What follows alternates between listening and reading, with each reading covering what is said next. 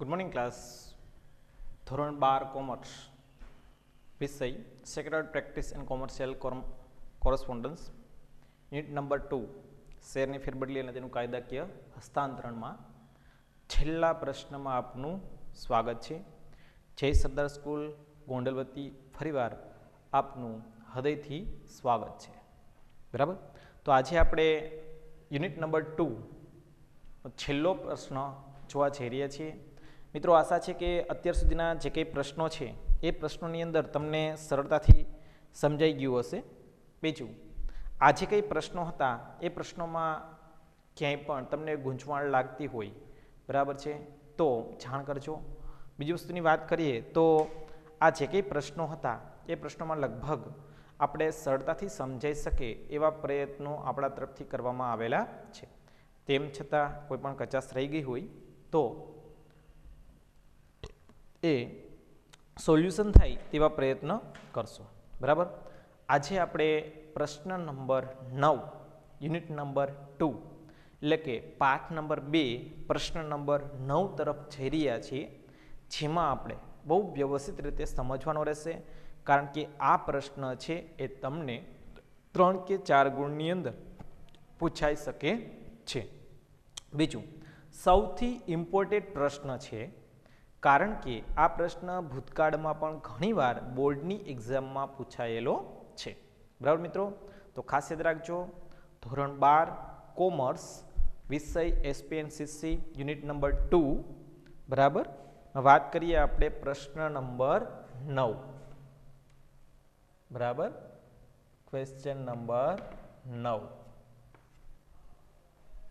બરાબર, આજે પ્રશ્ન નંબર 9 છે એ તફાવત છે સ્વૈચ્છિક શેર ફેરબદલી અને ફરજિયાત ફેરબદલી.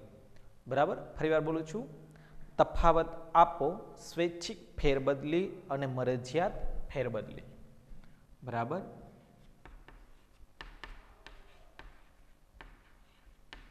સ્વૈચ્છિક શેર ફેરબદલી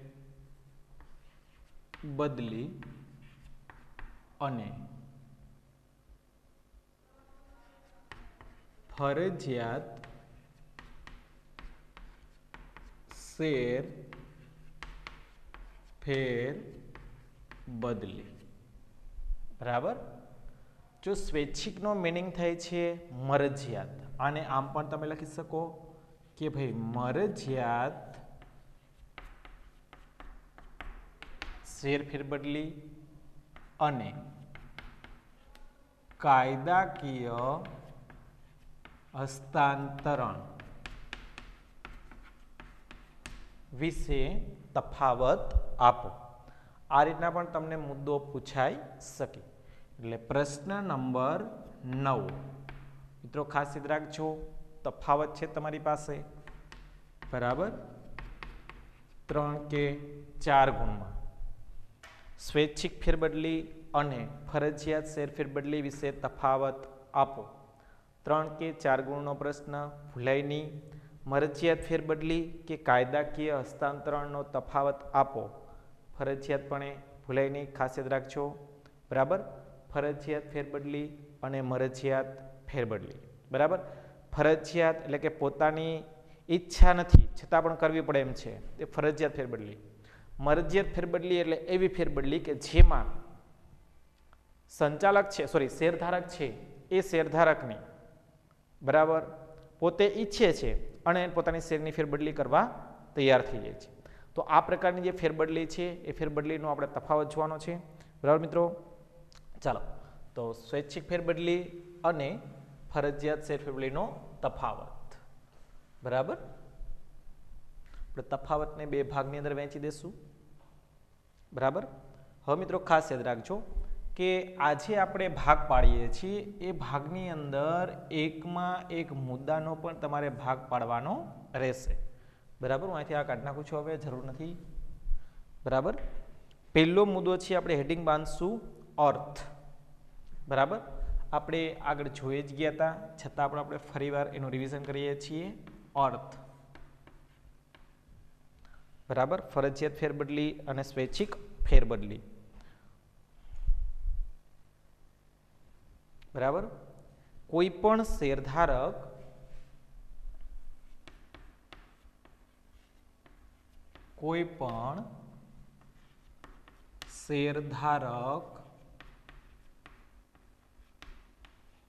પોતાના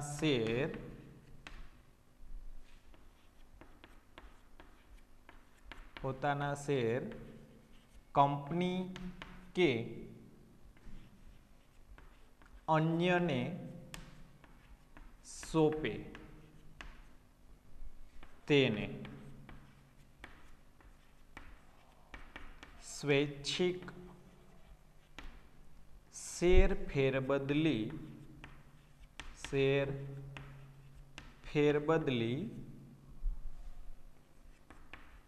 કહે છે। બરાબર, કે કોઈ પણ શેરધારક છે એ શેરધારક પોતાની પાસે રહેલા શેર છે એ કંપનીને સોંપે અથવા તો કોઈ અન્ય વ્યક્તિને સોંપે અને માલિકી હકની ફેરબદલી થાય તો આવા પ્રકારની ફેરબદલીને સ્વૈચ્છિક શેર ફેરબદલી તરીકે ઓળખવામાં આવે છે। બરાબર, મુદ્દા નંબર 2 ની વાત કરીએ તો કાયદાકીય પ્રક્રિયા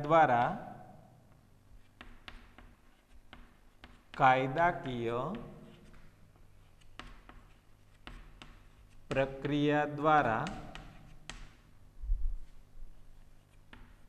થતી શેર ફેરબદલીને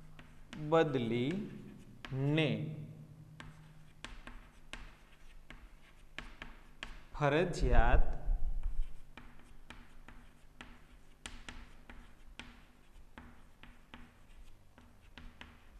શેર ફેરબદલી કહે છે।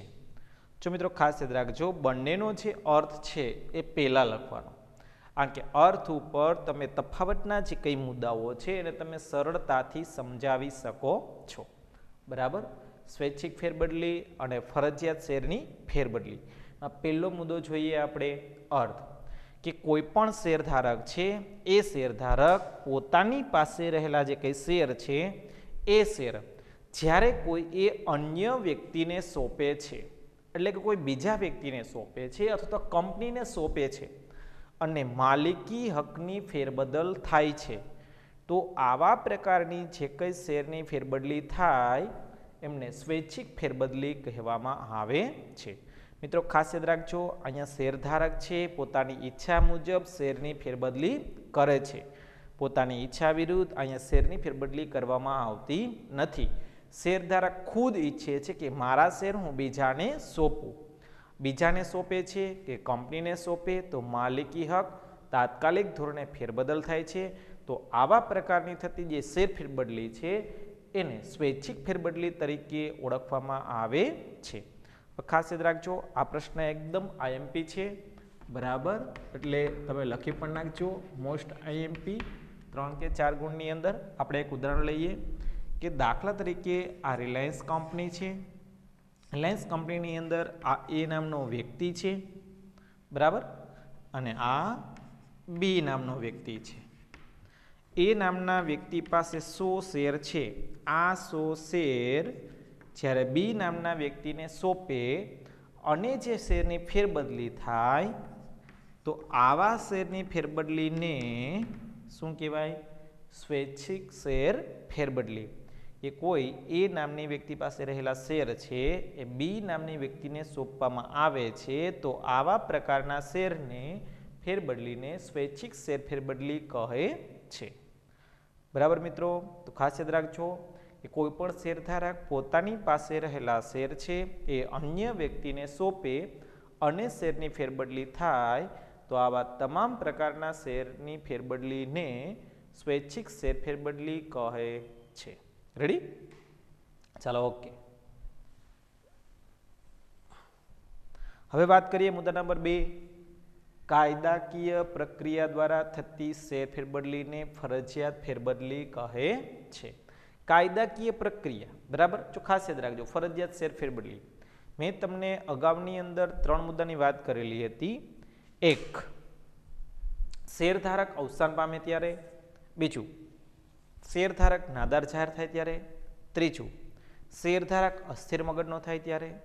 એટલે કોઈ પણ શેરધારક અસ્થિર મગજનો થાય, નાદાર જાહેર થાય કે અવસાન પામે ત્યારે એમના જે શેર છે એ શેરની ફેરબદલી તેમના માલિકીના આધારે કરવામાં આવતી હોય છે. એટલે મીન્સ કે એમનો જે વારસદાર છે એમના નામે કરવામાં આવે છે. તો આવી જે ફેરબદલી થાય એ ફેરબદલીને ફરજિયાત ફેરબદલી તરીકે ઓળખવામાં આવે છે. કે દાખલા તરીકે વાત કરીએ, કોઈ પણ શેરધારક અવસાન પામે છે તો અવસાન પામે છે એવા સંજોગોની અંદર એ શેરધારક હવે પોતે શેરની તમામ પ્રક્રિયાઓમાં ભાગ લઈ શકશે નહીં, કારણ કે પોતે તો એક્સપાયર થઈ જાય છે. તો હવે શેરનું શું કરવું તે એની પાછળ કોઈ એક વ્યક્તિની નિમણૂક કરવામાં આવતી, એટલે કે વારસદાર છે. જેમ કે તમને ખબર છે બેંકમાં તો કે વારસદાર હોય છે, વસિયતનામામાં તો કે વારસદાર હોય છે. તો આ જે તમામ પ્રકારની જે કંઈ પ્રક્રિયાઓ થાય છે એ તમામ પ્રકારની પ્રક્રિયાઓ છે ફરજિયાત છે. શું કામે? કારણ કે વ્યક્તિ જ કામ કરવા માટે સક્ષમ નથી, તો એના માટે કોઈને કોઈ વ્યક્તિની જરૂર પડશે. તો એટલા માટે જે પ્રક્રિયાઓ થાય આ જે તમામ પ્રકારની પ્રક્રિયાઓને ફરજિયાત શેરફેરબદલી કહે છે. ફરીવાર મિત્રો યાદ રાખજો, કાયદાકીય પ્રક્રિયા દ્વારા થતી શેરફેરબદલીને ફરજિયાત ફેરબદલી તરીકે ઓળખવામાં આવે છે. બરાબર. બીજો અર્થ આ રીતના પણ લખી શકાય કે જ્યારે કોઈ પણ શેરધારક અવસાન પામે, નાદાર જાહેર થાય કે અસ્થિર મગજનો થાય તો એવા સંજોગોની અંદર તેમના શેરની ફેરબદલી તેમના વારસદારના નામે કરવામાં આવે. તો આ જે ફેરબદલી થઈ તેને ફરજિયાત શેરફેરબદલી તરીકે ઓળખવામાં આવે છે. રેડી? સૌથી ઇમ્પોર્ટન્ટ પ્રશ્ન, આ પાઠનો છેલ્લો પ્રશ્ન, મોસ્ટ આઈએમપી પ્રશ્ન, 3 કે 4 ગુણમાં પૂછાતો સૌથી મોસ્ટ આઈએમપી પ્રશ્ન. ખાસ યાદ રાખજો, સ્વૈચ્છિક શેરફેરબદલી અને ફરજિયાત શેરફેરબદલી. કે કોઈ પણ શેરધારક પોતાના શેર કંપની કે અન્ય વ્યક્તિને સોંપે તો તેને સ્વૈચ્છિક શેરફેરબદલી કહે છે. મુદ્દા નંબર 2, કાયદાકીય પ્રક્રિયા દ્વારા થતી શેરફેરબદલીને ફરજિયાત શેરફેરબદલી કહે છે. રેડી? ઓકે, ચાલો હવે વાત કરશું આપણે મુદ્દા નંબર 2, અવેજ.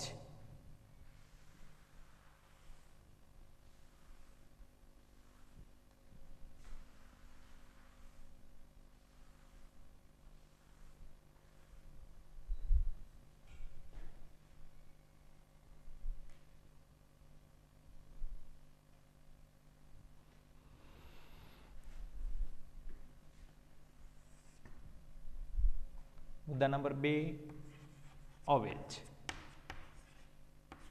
બરાબર. લખવાનું આપણે અહીંયા સ્વૈચ્છિક શેરફેરબદલીમાં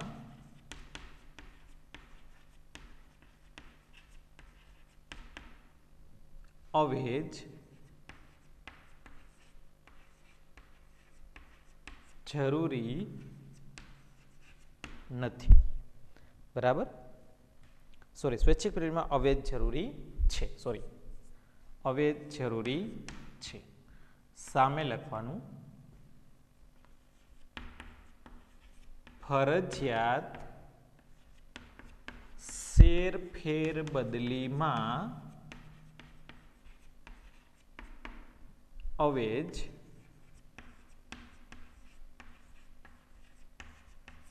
જરૂરી નથી. હવે આપણે પ્રશ્ન એમ થાય કે ભાઈ આમાં ખાલી અવેજ જ લખ્યું છે આપણે. બરાબર. આખા મુદ્દામાં ઇમ્પોર્ટન્ટ હોય તો શું છે? ખાલી અવેજ. અવેજનો મિનિંગ શું થાય પહેલા એ સમજી લઈએ, પછી આપણે એમના વિશે માહિતી મેળવશું. તમે કોઈ પણ વસ્તુ લ્યો છો, એ વસ્તુના બદલામાં તમને જે કંઈ મળે એને શું કહેવાય? અવેજ. કે દાખલા તરીકે હું કોઈ વ્યક્તિ પાસે 5,000 રૂપિયા માંગુ છું, પણ એ વ્યક્તિ મને 5,000 રૂપિયા આપતો નથી, પણ પોતાની પાસે રહેલી બાઇક મને આપી દે, તો આ વસ્તુના બદલામાં મને શું મળ્યું? નાણાંના બદલામાં મને શું મળ્યું? અવેજ. તો આ જે વસ્તુ મળે છે એને શું કહેવાય? અવેજ તરીકે ઓળખવામાં આવે છે. બરાબર. સામાન્ય રીતે વાત કરીએ તો શેરફેર બે વ્યક્તિઓ વચ્ચેના કરારના કારણે ઉદ્ભવે છે, તેથી અવેજ જરૂરી નથી. જો અહીંયા સમજો, મેં તમને પહેલાં સમજાવ્યું અવેજ કોઈને કોઈ વસ્તુના બદલામાં બીજી કોઈ પણ વસ્તુ અથવા તો નાણાં આપવામાં આવે ત્યારે અવેજ બની જતો હોય છે. આ સ્વૈચ્છિક શેર ફેરબદલી છે. આ સ્વૈચ્છિક ફેરબદલીમાં અવેજ જરૂરી છે. શું કામે? સ્વૈચ્છિક એટલે પોતાની ઈચ્છાથી, બરાબર સમજો, પોતાની ઈચ્છાથી ફેરબદલી કરે છે. પોતાની ઈચ્છાથી ફેરબદલી કરશે તો કઈ મફતમાં શેર ફેરબદલી કરશે નહીં. બરાબર, કે માની લો કે મેં તમને ઉદાહરણ આપ્યું તો આગળના પીરિયડમાં, આગળના પોઈન્ટની અંદર, કે એ નામનો વ્યક્તિ છે, બી નામનો વ્યક્તિ છે, એ નામ વ્યક્તિ પાસે 100 શેર છે, એ 100 શેર બી નામના વ્યક્તિને સોંપે છે, પણ એ મફતમાં સોંપશે નહીં, એ શેરના બદલામાં કોઈને કોઈ નાણાં એમના સ્વરૂપે લે છે. તો શેરના બદલામાં તમે જે નાણાં આપો છો શું બની જાય? અવેજ. કારણ કે બંને એકબીજાની ઈચ્છાથી પોતાના શેર ફેરબદલ કરે છે. આપણે એક ઉદાહરણ જોઈએ અહીંયા, કે દાખલા તરીકે એનું એ જ ઉદાહરણ લેવા જઈએ તો રિલાયન્સ કંપની, એ નામનો વ્યક્તિ, બી નામનો વ્યક્તિ 100 શેર કોને આપ્યા? બી નામના વ્યક્તિને. પણ તો બી નામનો વ્યક્તિ 100 શેરના બદલામાં શું આપશે? તો કે 1000 રૂપિયા. કોને આપશે? તો કે એ નામના વ્યક્તિને. તો આ 1000 રૂપિયા છે એને શું કહેવાય? તો કે અવેજ ગણી શકાય. શું કામે? કારણ કે એ નામનો વ્યક્તિ અને બી નામનો વ્યક્તિ બંને સંમતિથી પોતાની ઈચ્છાથી કામ કરે છે, અને પોતાની પાસે રહેલા શેર છે એ શેર, કેટલા શેર હતા અહીંયા? તો કે ભાઈ 100 શેર. આ જે 100 શેર છે એ બી નામના વ્યક્તિને સોંપવામાં આવ્યા છે. તો બી નામનો વ્યક્તિ છે એ 100 શેરના બદલામાં નાણાં છે એ એમને આપે છે. તો આ જે નાણાં આપે છે એ નાણાં શું બની જાય? તો કે અવેજ બની જાય છે. એટલે કોઈ પણ શેરધારક સ્વૈચ્છિક શેર ફેરબદલી કરે છે ત્યારે એમાં અવેજ જરૂરી છે. કારણ કે બંને જીવિત છે, મફતમાં કામ કરશે નહીં. બીજી વસ્તુ, બંને ઈચ્છાથી કામ કરે છે. એટલે એક વ્યક્તિ સ્વીકાર કરે છે, બીજો વ્યક્તિ એનો સ્વીકાર કરે છે, અને બંને વસ્તુ કે નાણાંનો વિનિમય કરે છે, અને એના બદલામાં જે કંઈ મળે છે એ અવેજ બને છે. એટલે સ્વૈચ્છિક શેર ફેરબદલીમાં અવેજ જરૂરી છે. બંને વ્યક્તિઓ કેવા છે? જીવિત છે, હયાત છે. એની સામે જોવા જઈએ તો ફરજિયાત શેર ફેરબદલી. તો ફરજિયાત શેર ફેરબદલીમાં અવેજ જરૂરી નથી. શું કામ ભાઈ અવેજ જરૂરી નથી? કારણ કે ફરજિયાત શેર ફેરબદલીમાં વ્યક્તિ છે, જો ખાસ રીતે 3 મુદ્દા મેં તમને કીધા અહીંયા, એક અસ્થિર, બીજું નાદાર, અને ત્રીજું અવસાન. બરાબર ને? આ 3 સંજોગો એવા છે કે જેમાં વ્યક્તિ છે એ કોઈ પણ કામ કરી શકતો નથી. બરાબર ને? દાખલા તરીકે એ નામનો વ્યક્તિ છે એ અસ્થિર મગજનો થઈ ગયો, મીન્સ કે ગાંડો થઈ ગયો, તો હવે એમ કહેશે કે મારા શેરની ફેરબદલી કરી નાખો. કારણ કે પોતે જ મેન્ટલ ડિસેબિલિટી છે. બરાબર ને? કે મેન્ટલ ડિસેબિલિટીના કારણે એ વ્યક્તિ પોતે ડિસિઝન લઈ શકશે નહીં. એટલા માટે એ વ્યક્તિ અસ્થિર મગજનો થાય છે, તો પણ એ વ્યક્તિ માટે અવેજ જરૂરી નથી. બીજું નાદાર જાહેર થયો, જેના માટે દેવું વધી ગયું છે, દેવું જ વધી ગયું હોય તો શેરની ફેરબદલી કરવા માટે હકદાર જ નથી, તો એના માટે પ્રશ્ન ઉપસ્થિત થતો નથી. ત્રીજો મુદ્દો વાત કરીએ તો અવસાન, કે અવસાન થયેલો વ્યક્તિ છે તો ખુદ એક્સપાયર થઈ ગયો હોય છે, હવે એ વ્યક્તિ ઊભો જ નથી થવાનો, તો હવે એને અવેજની જરૂરિયાત રહેતી નથી. ઓકે, માણસ છે એ જ્યારે એનો પૃથ્વી પર જન્મ થાય છે ત્યારે ખુલ્લા હાથે જ આવે છે અને જાય છે ત્યારે પણ ખુલ્લા હાથે જ જાય છે, તો પછી અવેજ લેવાનો કોઈ પ્રશ્ન રહેતો નથી. કારણ કે પ્રક્રિયા કેવી બની છે? બધી કાયદાકીય પ્રક્રિયા, એમાં અવેજ જરૂરી નથી. શેરધારક છે અવસાન પામે છે, નાદાર જાહેર થાય કે અવસાન પામે, નાદાર જાહેર થાય કે અસ્થિર મગજનો થાય, તો એવા સંજોગોની અંદર શેરની ફેરબદલી કરવામાં આવે છે, તેને ફરજિયાત શેરની ફેરબદલી કહે છે. તો આ જે પ્રકારની જે કંઈ શેર ફેરબદલી છે એ શેર ફેરબદલીમાં અવેજ જરૂરી નથી. બરાબર?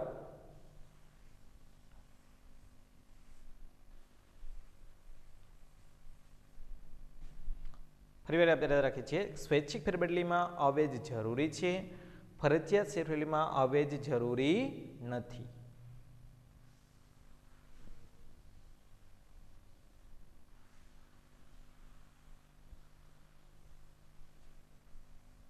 બરાબર, અર્થ અને અવેજ. હવે વાત કરીએ સંમતિ. બરાબર, મુદ્દા નંબર 3 સંમતિ.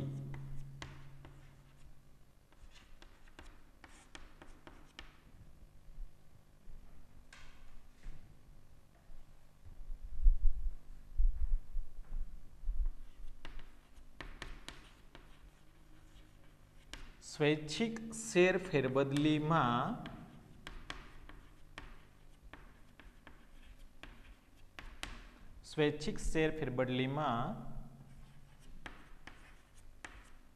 બંને પક્ષકારોની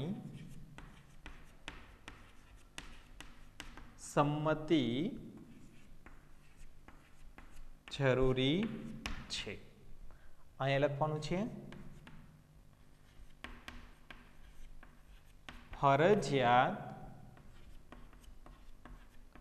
શેર ફેરબદલીમાં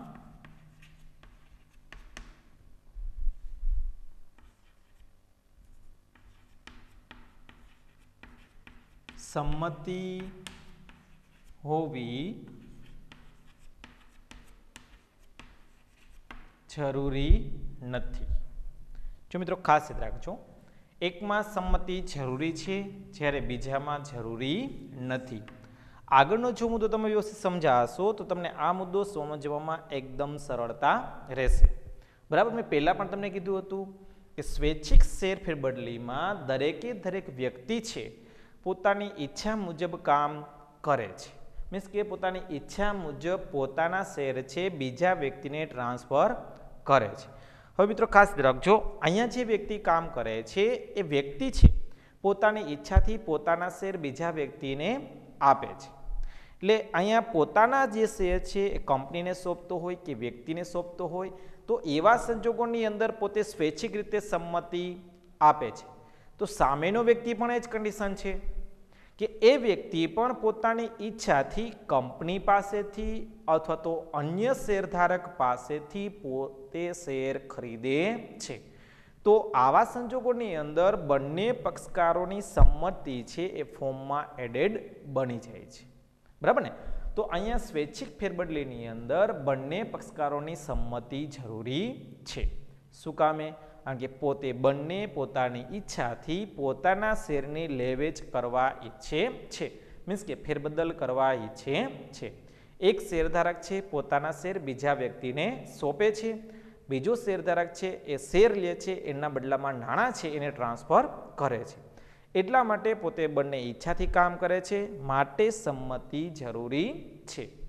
પછી વાત કરીએ તો સંમતિ જરૂરી નથી. કે ફરજિયાત ફેરબદલીમાં સંમતિ જરૂરી નથી. કાયદેસરનો જે વારસદાર છે એ વારસદારના નામે જ શેરની ફેરબદલી કરવામાં આવે છે. આપણે પ્રશ્ન એમ થાય કે ભાઈ શું કામે આવું થયું? બરાબર, તો ફરજિયાત છે કે ફેરબદલી છે એ ફેરબદલીમાં આપણે 3 મુદ્દાની વાત કરી. એક, અસ્થિર મગજ. બીજું, નાદાર જાહેર થાય ત્યારે. ત્રીજું, અવસાન પામે ત્યારે. બરાબર ને? આ 3 મુદ્દાની આપણે વાત કરી કે શેરધારક જ્યારે અવસાન પામે છે, નાદાર જાહેર થાય છે કે અસ્થિર મગજનો થાય ત્યારે એ વ્યક્તિ ખુદ પોતે કોઈ પણ કાર્ય કરવા માટે સક્ષમ નથી. મીન્સ કે સહી કરવા માટે પણ સક્ષમ નથી. કઈ રીતના? અવસાન પામી ગયો, કોઈ માણસ મૃત્યુ પામી ગયો કે તારી નામે તો 5000 શેર પડ્યા હતા, હવે તું મને સહી કરી દે તો મારા નામે ફેરબદલ થઈ શકે, શક્ય બને? અવસાન પામ્યા પછી એ ડેડ થઈ જાય છે, પછી એ કોઈ પણ વસ્તુ માટે અવેલેબલ હોતો નથી. તો એના માટે સહીનો પ્રશ્ન ઉદ્ભવતો નથી. જેમ કે કોઈ દાદા છે, બરાબર, કોઈ વ્યક્તિ છે, મોટી ઉંમરના વ્યક્તિ હોય, એક્સપાયર થઈ જાય અને પાછળ 50 લાખની કોઈ મિલકત છે બાકી રહી ગઈ હોય, પછી દીકરાને વસિયતનામામાં એની પપ્પાની સાઇન જોઈ ન જોઈ, કારણ કે ઓટોમેટિક એને વારસદારના નામે જ એની ફેરબદલી થઈ જાય છે. એ હયાત હોય તો પણ ભલે અને ન હોય તો પણ ભલે. બરાબર, હયાત હોય તો એ સ્વૈચ્છિક સહી કરીને મિલકતો એના નામે કરશે, પણ હયાત નથી તો એમની પ્રોપર્ટીનો માલિક છે એમનો વારસદાર બને છે. એટલે ફરજિયાત શેર ફેરબદલીમાં સંમતિ જરૂરી નથી, અવેજ જરૂરી નથી. બરાબર, આગળનો મુદ્દો પણ એવો જ હતો કે એકમાં અવેજ જરૂરી છે, બીજામાં અવેજ જરૂરી નથી. બરાબર, તો એકમાં સંમતિ જરૂરી છે, બીજામાં સંમતિ જરૂરી નથી.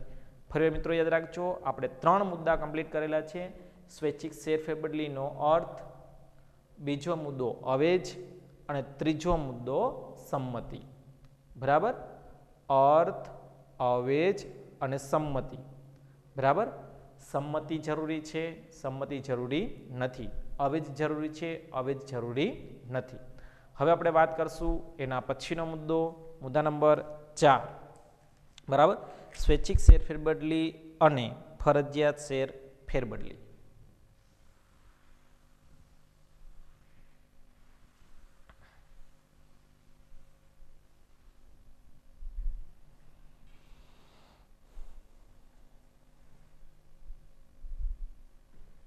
બરાબર, મુદ્દા નંબર 4 ની વાત કરીએ. સંજોગો.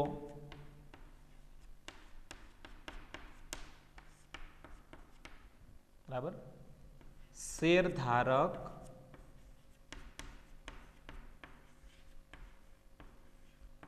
ઈચ્છે ત્યારે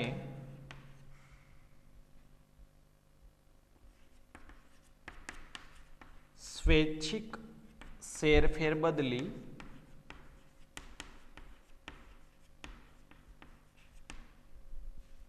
કરી શકે છે અથવા તો થાય છે. તમે એમ પણ લખી શકો. બરાબર, અહીંયા 3 સંજોગો છે. શેરધારક અસ્થિર મગજનો થાય,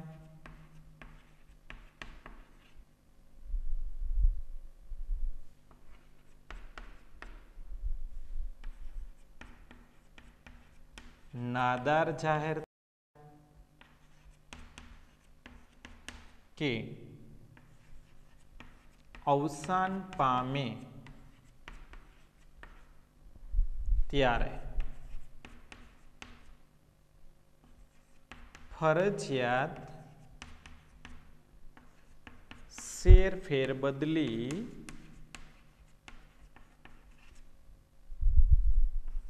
થાય છે. બરાબર મિત્રો, ખાસ યાદ રાખજો, આપણી પાસે મુદ્દા નંબર 4. બરાબર, સંજોગો. અર્થ પહેલો મુદ્દો, અવેજ મુદ્દા નંબર 2, સંજોગો મુદ્દા નંબર 3 અને મુદ્દા નંબર 4 સંજોગો. બરાબર, સંજોગ એટલે કેવા પરિબળોની અંદર, કેવા સમયની અંદર ફરજિયાત ફેરબદલી કરવામાં આવે છે અને કેવા સંજોગોની અંદર મરજિયાત ફેરબદલી કરવામાં આવે છે. બરાબર, તો કેવા કેવા પરિબળો હોય કે જેમાં સ્વૈચ્છિક ફેરબદલી કરી શકાય છે, કેવા કેવા પરિબળો હોય કે જેમાં ફરજિયાત ફેરબદલી કરી શકાય છે. આગળનો પ્રશ્ન 4 બહુ સરસ મજાનો હતો, ત્યારે પણ તમને મેં સમજાવેલું હતું. અસ્થિર મગજ, નાદાર અને અવસાન. બરાબર ને, કે આ જે 3 મુદ્દા છે એમના પરિબળો ગણી શકાય કે શેરધારક અસ્થિર મગજનો થાય, નાદાર જાહેર થાય, અવસાન પામે. તો એવા તમામ સંજોગોની અંદર ફરજિયાત ફેરબદલી ગણી શકાય છે. અહીંયા શું હતું કે પોતાની ઈચ્છા પ્રમાણે કે શેરધારક ઈચ્છે ને ત્યારે શેરની ફેરબદલી કરી શકાય. કે કોઈ પણ શેરધારક એવું ઈચ્છે કે મેં શેર લીધા પછી મારે 3 માસ બાદ શેરની ફેરબદલી કરવી છે તો એ કરી શકે.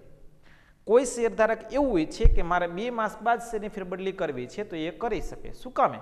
કારણ કે પોતાની પાસે રહેલા જે શેર છે બીજા વ્યક્તિને કે કંપનીને સોંપવાનો પ્રયાસ થાય છે. એટલે શેરધારક ઈચ્છે ત્યારે સ્વૈચ્છિક ફેરબદલી કરી શકે છે.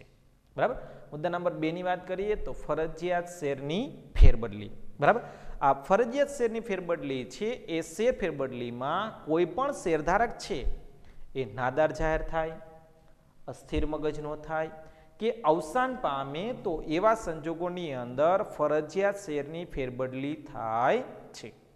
શું કામે?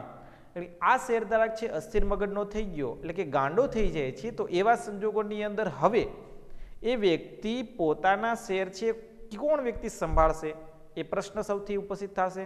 એટલા માટે એમની ફેરબદલી કરવી જરૂરી બને છે. નાદાર જાહેર થઈ ગયો તો એમના જે કંઈ શેર છે એમાંથી વળતર મળી શકે, બીજા વ્યક્તિનું દેવું છે, બરાબર, લેણી રકમ છે એ આપી શકાય. એટલા માટે ફરજિયાત ફેરબદલી કરવામાં આવશે. અવસાન પામે તો હવે એ વ્યક્તિ કંપનીની એક પણ પ્રક્રિયામાં પ્રોસિજરમાં ભાગ લઈ શકતો નથી, મીન્સ કે પાર્ટિસિપેન્ટ થઈ શકતો નથી.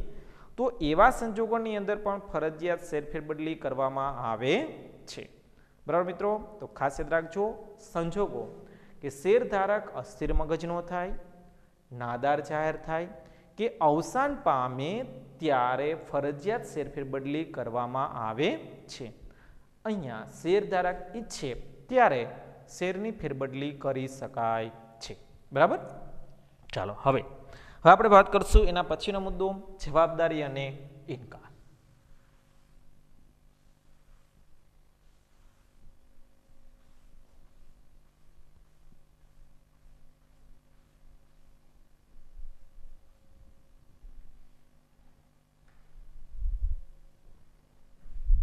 બરાબર,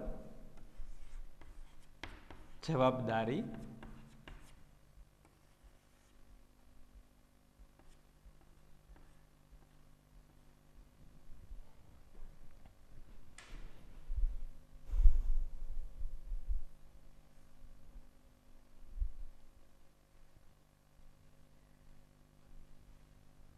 બરાબર કે સ્વૈચ્છિક ફેરબદલી પ્રક્રિયા પૂર્ણ થયા બાદ મૂળ શેરધારકની કોઈ જવાબદારી રહેતી નથી. બરાબર, આપણે લખીએ અહીંયા સ્વૈચ્છિક શેર ફેરબદલી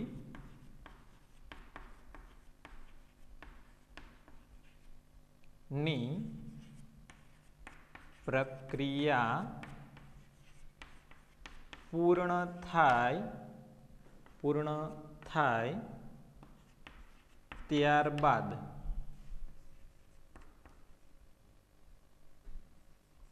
મૂળ શેરધારકની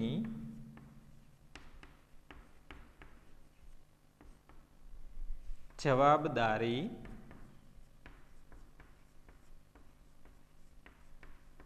રહેતી નથી. બરાબર, એની સામે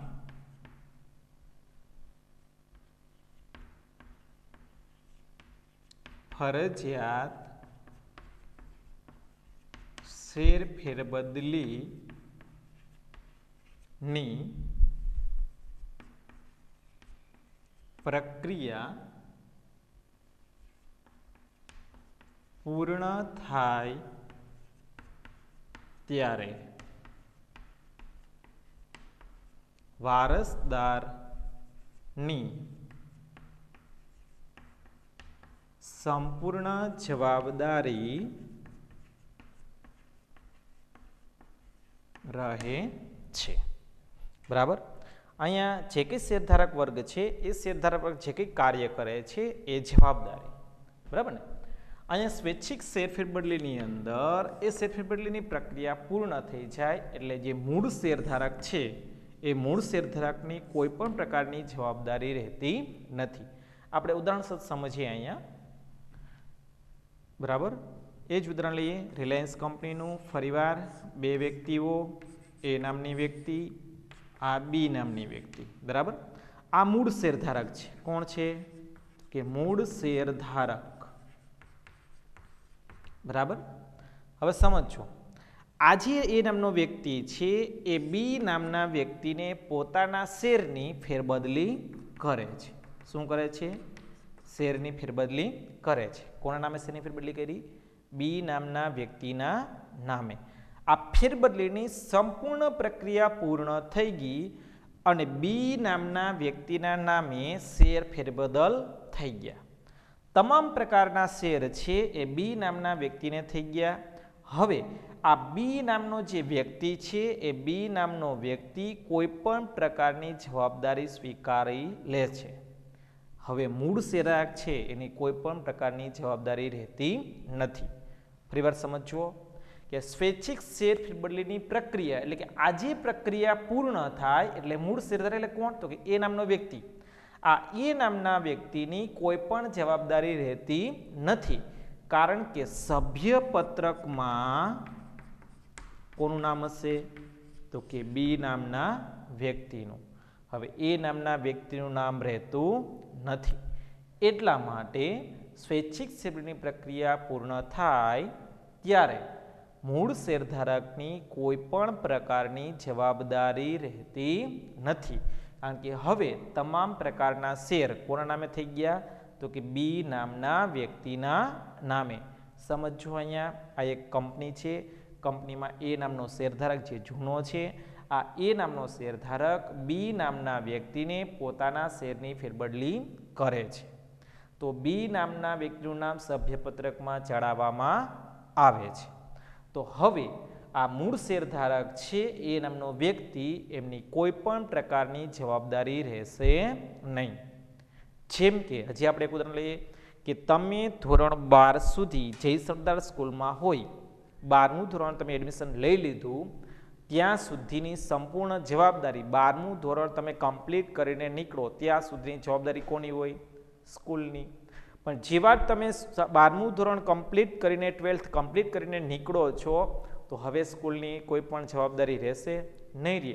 હા, તમે ઇન ફ્યુચર ટાઈમમાં તમને બાય સપોર્ટ કરશે પણ જવાબદારી રહેતી નથી, કારણ કે તમારું નામ છે હવે શાળામાંથી નીકળી જાય છે.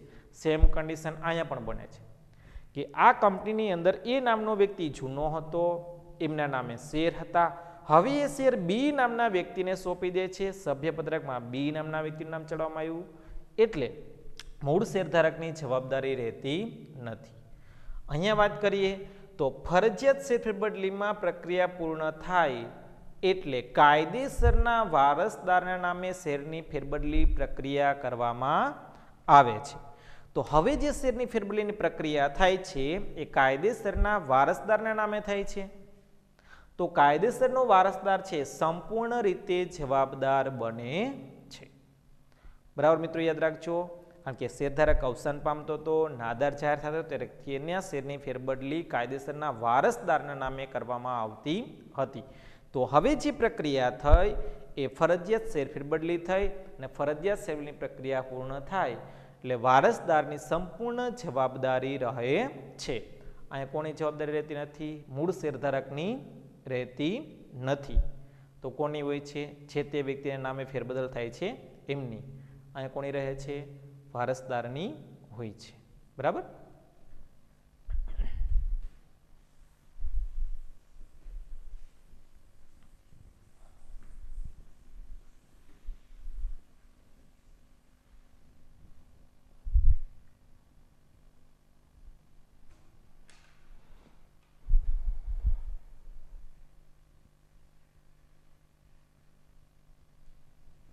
બરાબર. છેલ્લા મુદ્દાની વાત કરીએ તો ઇનકાર. બરાબર. ઇનકાર એટલે કે મનાઈ. બરાબર, યાદ રાખજો, મનાઈ કે ભાઈ કંપની છે એ ના પણ પાડી શકે ભાઈ શેર ફેરબદલી કરવી નહીં. બરાબર. કંપનીનું જો હિત જણાય, બરાબર, કંપનીના હિતમાં હોય, બરાબર, તો શેર ફેરબદલીએ ઇનકાર કરી શકે છે. બરાબર, કે ભાઈ અહીં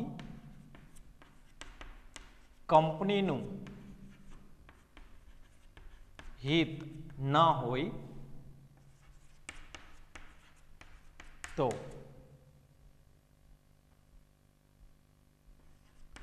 સ્વૈચ્છિક શેર ફેરબદલીની